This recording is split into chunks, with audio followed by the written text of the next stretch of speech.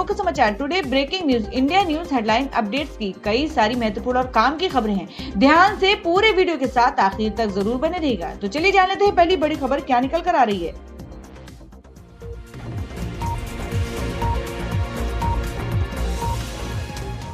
दोस्तों पहली बड़ी खबर निकल कर आ रही है। आपको बता दें कि दिल्ली में कांग्रेस के साथ मिलकर चुनाव लड़ेगी आरजेडी। मिल सकती है 5 से 6 सीटें। जी हां दोस्तों, हम बात कर रहे हैं दिल्ली में 8 फरवरी को होने वाले विधानसभा चुनाव में एक और क्षेत्रीय पार्टी मैदान में आ गई है।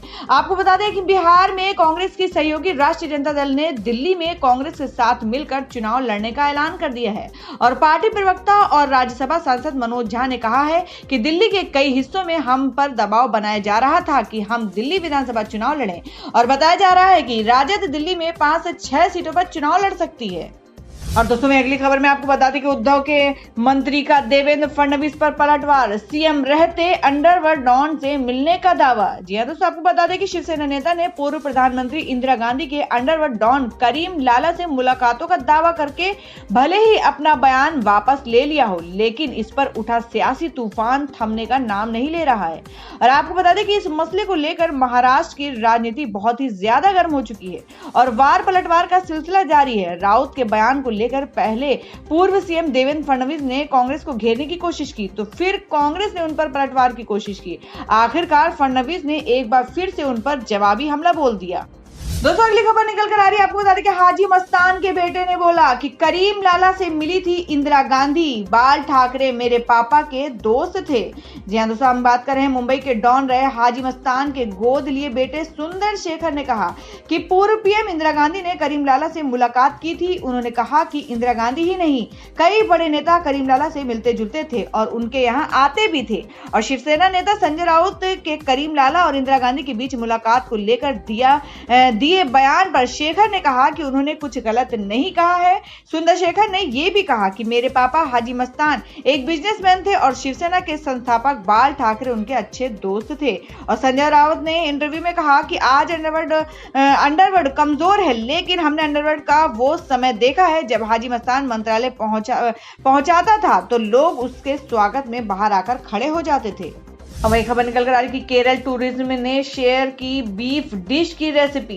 ट्विटर पर लोगों को हो गया बवाल। जी हां दोस्तों, हम बात कर रहे हैं केरल टूरिज्म के अपने आधिकारिक हैंडल पर राज्य में खाई जाने वाले एक फेमस बीफ डिश की रेसिपी साझा की है और केरल सरकार के इस ट्वीट के बाद विवाद शुरू हो गया है। और आपको बता दें केरल पर्यटन विभाग के इस एड पर विहित की तरफ से आपत्ति जताई गई है और विहित का कहना है कि सरकार इसके जरिए पर्यटन को बढ़ावा दे रही है या गोमांस का प्रमोशन कर रही है। वहीं कुछ अन्य लोगों ने केरल टूरिज्म के ट्वीट्स पर जवाब देते हुए पोर्क डिशेस की तस्वीरें शेयर की हैं। और दोस्तों में अगली खबर निकल कर आ रही है कि सीबीआई ने अडानी इंटरप्राइजेस और एनसीसीएफ पूर्व अधिकारियों के खिलाफ धोखाधड़ी मामले में दर्ज की है एफआईआर। जी हां दोस्तों, हम बात कर रहे हैं गौतम अडानी की अगुवाई वाली अडानी इंटरप्राइजेस की मुश्किलें लगातार बढ़ती जा रही हैं। 2010 में Andhra Pradesh power generation corporation को कोयले की आपूर्ति में अनियमितता को लेकर अब केंद्र जांच ब्यूरो सीबीआई ने बड़ी कार्रवाई की है और सीबीआई ने राष्ट्रीय सहकारी उपभोक्ता महासंघ के पूर्व अधिकारियों और अन्य के खिलाफ मामला दर्ज किया है और इन सभी पर सीबीआई ने आपराधिक साजिश, धोखाधड़ी और लोक सेवकों द्वारा आपराधिक कदाचार के लिए मामला दर्ज किया है। और दोस्तों मैं एक खबर में बता दूं कि पवन कल्याण की पार्टी ने आंध्र प्रदेश में भाजपा के साथ गठबंधन का किया ऐलान। जी हां दोस्तों, हम बात कर रहे हैं आंध्र प्रदेश में दक्षिण भारत सिनेमा के स्टार पवन कल्याण की पार्टी जनसेना ने भारतीय जनता पार्टी के साथ गठबंधन करने का ऐलान किया है और पवन कल्याण की पार्टी ने प्रदेश में भारतीय जनता पार्टी के साथ गठबंधन का फैसला लिया है और जनसेना का भारतीय जनता पार्टी के साथ गठबंधन होने पर आंध्र प्रदेश में भाजपा को इंचार्ज एस देवधर ने कहा कि जनसेना ने बिना किसी शर्त भारतीय जनता पार्टी के साथ गठबंधन का फैसला लिया है। और आपको बता दें सीटों के बंटवारों पर जनसेना का कहना है कि भारतीय जनता पार्टी का संसदीय बोर्ड जो भी फैसला लेगा हम उसे स्वीकार करेंगे, हमारी पार्टी से कोई मांग नहीं है।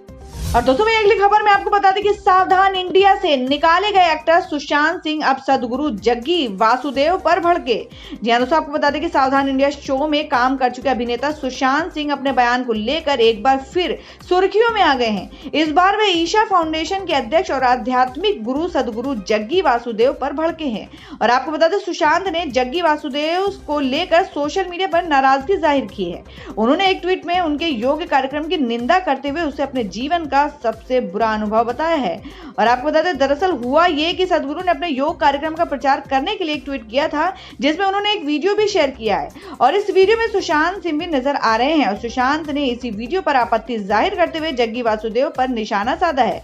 सुशांत ने कहा कि सदगुरु, क्या मैंने आपको अपनी तस्वीर इस्तेमाल करने की इजाजत दी? इसके बाद भी अगर आपने मेरी तस्वीर का इस्तेमाल किया है तो उस फीडबैक का भी जिक्र करते जो मैंने और मेरी पत्नी ने आपके योग कार्यक्रम में शामिल होने के बाद दिया था। तो दोस्तों, खबरों में आगे बढ़ने से पहले जान लेते हैं आज के माइंड क्यूज के सवाल को। आज का सवाल है, आपको बताना है कि भारत में सबसे बड़ा शहर कौन सा है। इसका जवाब आपको वीडियो के नीचे कमेंट बॉक्स में देना है और सही जवाब देने वाले को रैंडमली सिलेक्ट किया जाएगा और वो जीत सकते हैं बम्पर पुरस्कार। तो चलिए बढ़ते हैं अगली खबर की ओर। और दोस्तों वहीं अगली खबर में आपको बता दें कि अधीर रंजन चौधरी ने कहा कि हाँ, मैं पाकिस्तानी हूँ। ये देश नरेंद्र मोदी अमित शाह के बाप का नहीं है। जी हाँ दोस्तों, हम बात कर रहे हैं अक्सर अपने बयानों की वजह से विवादों में घिरने वाले कांग्रेस के वरिष्ठ नेता अधीर रंजन चौधरी एक बार फिर से अपने बयान के बचाव में ऐसी बात कही है जिसके चलते वे सुर्खियों में आ गए हैं। और अपने हाल के बयान पर हंगामा होने के बाद अधीर रंजन ने भाजपा पर निशाना साधते हुए उन्होंने कहा कि भाजपा वाले उनका परिचय पाकिस्तान के तौर पर कराते हैं, लेकिन आज मैं कहना चाहता हूं कि हाँ, मैं पाकिस्तानी हूं। अधीर रंजन के इस बयान के बाद वे सुर्खियों में आ गए हैं। अधीर रंजन चौधरी ने यह बयान पश्चिम बंगाल के नॉर्थ परगना 24 में एक कार्यक्रम के दौरान कहा है और उन्होंने कहा कि मुझे पाकिस्तानी कहकर पुकारा जाता है। मैं आज कहना चाहता हूं कि हाँ, मैं पाकिस्तानी हूं। और दोस्तों में एक और खबर निकल कर आ रही कि बीजेपी सांसद सुब्रमण्यम स्वामी का अजीबोगरीब बयान। कहा, नोट पर छापे देवी लक्ष्मी की फोटो, सुधरेगा रुपया।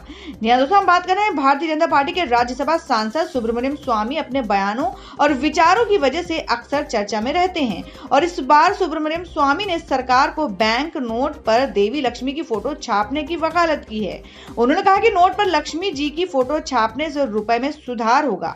और उन्होंने भारतीय नोट पर धन की देवी लक्ष्मी की फोटो छापने की वकालत करते हुए कहा कि इसमें डॉलर के मुकाबले गिरते रुपए में सुधार आएंगे।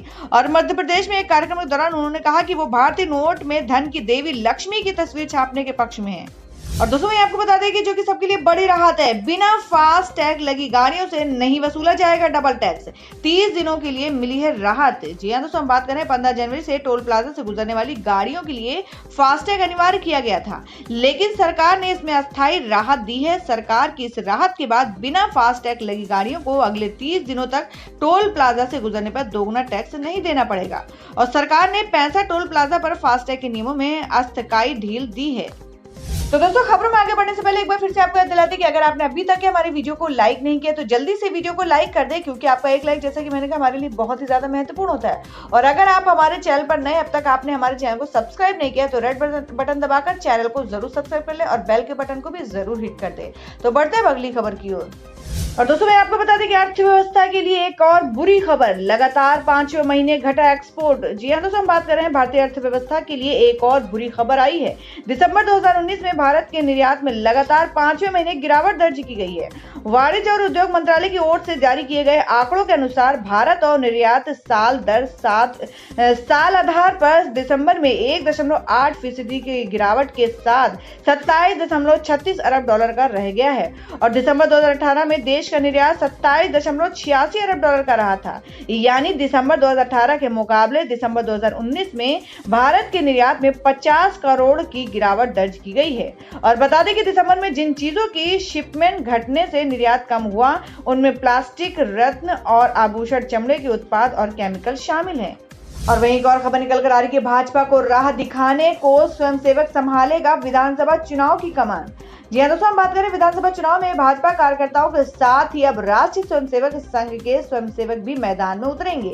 लोकसभा चुनाव की तरह इस विधानसभा चुनाव में भी गोष्ठी के साथ ही स्वयंसेवक घर घर जाकर राष्ट्रवाद का अलख जगाएंगे और इस काम में किसी तरह की कोताही ना हो, इसके लिए समन्वयकों की भी तैनाती की जाएगी। और दोस्तों में अगली खबर आ रही है दिल्ली से। आपको बता दें कि तिहाड़ से रिहा हुए भीम आर्मी चीफ चंद्रशेखर आजाद, कहा आंदोलन जारी रहेगा। जी हाँ दोस्तों, आपको बता दें भीम आर्मी प्रमुख चंद्रशेखर आजाद को दिल्ली की 30 हजारी कोर्ट से सशर्त जमानत मिलने के बाद वह बाहर आ गए हैं। अब उन्होंने बाहर आकर कहा कि हमारा आंदोलन जारी रहेगा। चंद्रशेखर आजाद ने कहा कि हमारा आंदोलन तब तक संवैधानिक रूप से जारी रहेगा जब तक ये कानून वापस नहीं लिया जाता है। जो लोग मुल्क को बांटना चाहते हैं हम उनके खिलाफ हैं। और चंद्रशेखर आजाद ने कहा कि कल यानी शुक्रवार में मैं 1 बजे जामा मस्जिद जाऊंगा और उसके बाद रविदास मंदिर, गुरुद्वारा और चर्च भी जाऊंगा। और दोस्तों मैं अगली खबर में आपको बता दें कि रिलायंस जियो बनी देश की सबसे बड़ी टेलीकॉम कंपनी। तीसरे स्थान पर खिसकी है ये कंपनी। जी हाँ दोस्तों, हम बात करें भारतीय दूरसंचार नियामक प्राधिकरण ट्राई ने नवंबर 2019 के आंकड़े जारी करते हुए बताया कि रिलायंस जियो 3 साल बाद देश की सबसे बड़ी दूरसंचार कंपनी बन गई है, जबकि आंकड़ों के मुताबिक दूसरे स्थान पर एयरटेल और तीसरे स्थान पर वोडाफोन आइडिया आ गई है। और दोस्तों अगली खबर में आपको बता दें कि प्रकाश अंबेडकर ने बोला है कि पीएम ने पूरी आजादी से जी ली अपनी जिंदगी, युवाओं की बारी आई तो उन्हें जेल भेज रहे हैं। जी हाँ दोस्तों, हम बात करें महीने भर से अधिक बीत चुके हैं, लेकिन सीएए और एनआरसी को लेकर देश का माहौल अभी भी गरमाया हुआ है और जगह जगह विपक्षी दल इस बिल के खिलाफ विरोध प्रदर्शन और बैठकें कर रहे हैं। आज भी बिल के विरोध में मुंबई में एक बैठक बुलाई गई जिसमें 35 से अधिक संगठन शामिल हुए और ये बैठक वंचित बहुजन अघाड़ी के नेता प्रकाश अंबेडकर द्वारा बुलाई गई थी, जहां बैठक में सीएए और एनआरसी के खिलाफ महाराष्ट्र में 24 तारीख को बंद का ऐलान किया गया है। और आपको बता दें कि संजय राउत के समर्थन में आए अंडरवर्ल्ड डॉन हाजी मस्तान के बेटे सुलेमान मिर्जा।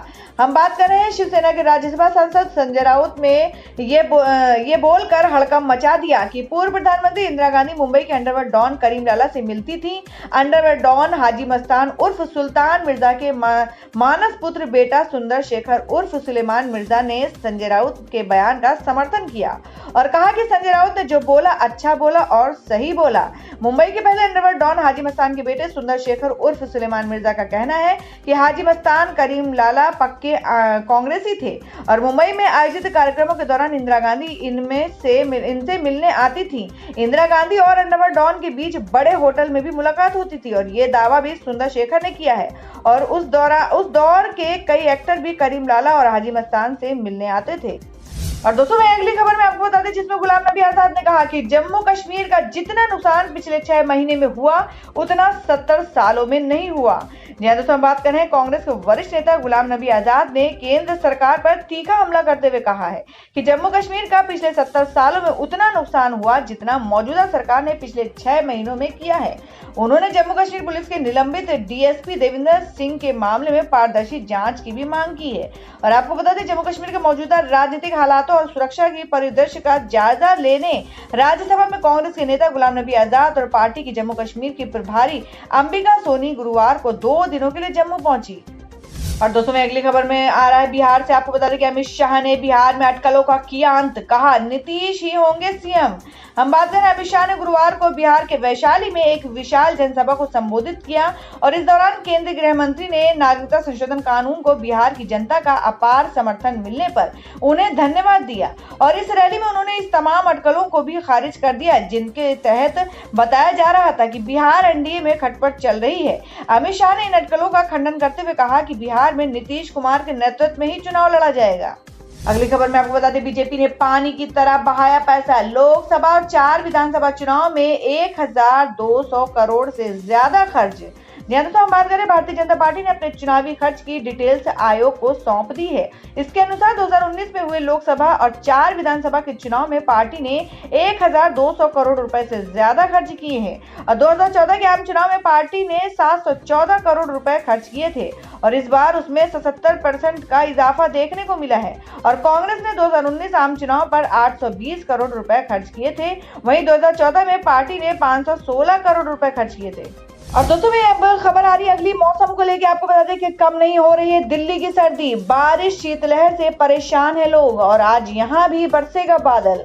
हम बात कर रहे हैं उत्तर भारत में सर्दी का तांडव लगातार जारी है और पिछले 24 घंटे के दौरान जम्मू कश्मीर, लद्दाख, हिमाचल प्रदेश और उत्तराखंड में बर्फबारी हुई है और जिसका असर मैदानी इलाकों में पड़ा है। और यही वजह है कि दिल्ली में सर्दी से बुरी तरह से कांप रही है और आज सुबह भी यहाँ घना कोहरा छाया रहा है और कुछ इलाकों में बारिश भी हुई है, जिसमें तापमान में गिरावट दर्ज की गई है। और दिल्ली के साथ एनसीआर के शहरों गुरुग्राम, फरीदाबाद, पलवल, सोनीपत, नोएडा, ग्रेटर नोएडा और गाजियाबाद में गुरुवार सुबह से आसमान में बादल छाए हुए हैं तो कुछ इलाकों में हल्की बूंदाबांदी भी हुई है। तो दोस्तों हम आपको बता दें कि सोना खरीदने जा रहे हैं तो जान लीजिए खबर, दामों में हुई है बम्पर बढ़ोतरी और चांदी में भी हुआ है उछाल।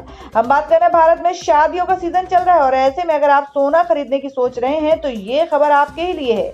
गुरुवार को सोना और चांदी के भाव में बढ़ोतरी दर्ज की गई है और बता दें कि अंतर्राष्ट्रीय बाजार में सोना चांदी की कीमतों में बदलाव का असर भारत के बाजारों पर भी पड़ा है और शादी में सोना अहम भूमिका निभाता है और इसी समय उसके दाम आसमान पर पहुंच गए हैं। अगर आप सोना या चांदी खरीदने के बारे में सोच रहे हैं तो एक बार आपको इस पर नजर जरूर डालना है। आपको बता दें कि अमेरिका ईरान के बीच तनाव का असर गुरुवार को भी सोना चांदी के भाव में देखने को मिला है और एक तरफ जहां सोना 43 की बढ़ोतरी के साथ 40,458 रुपए प्रति 10 ग्राम पर पहुंच गया, वहीं दूसरी तरफ चांदी में भी उछाल देखने को मिला है। चांदी की कीमतों में 209 रुपए की बढ़ोतरी हुई है। तो दोस्तों ये थी अब तक की सभी बड़ी खबरों की अपडेट से टुडे ब्रेकिंग न्यूज और लेटेस्ट खबरों को देखने के लिए हमारे चैनल ऑसम ज्ञान हिंदी न्यूज चैनल से जुड़े रहिए और हमारे वीडियो को लाइक शेयर जरूर कर दें अपने दोस्तों और रिलेटिव्स के साथ। तो दोस्तों फिर मिलेंगे काम की खबरों और सरकारी योजनाओं की एक और नई वीडियो के साथ। तब तक के लिए धन्यवाद दोस्तों।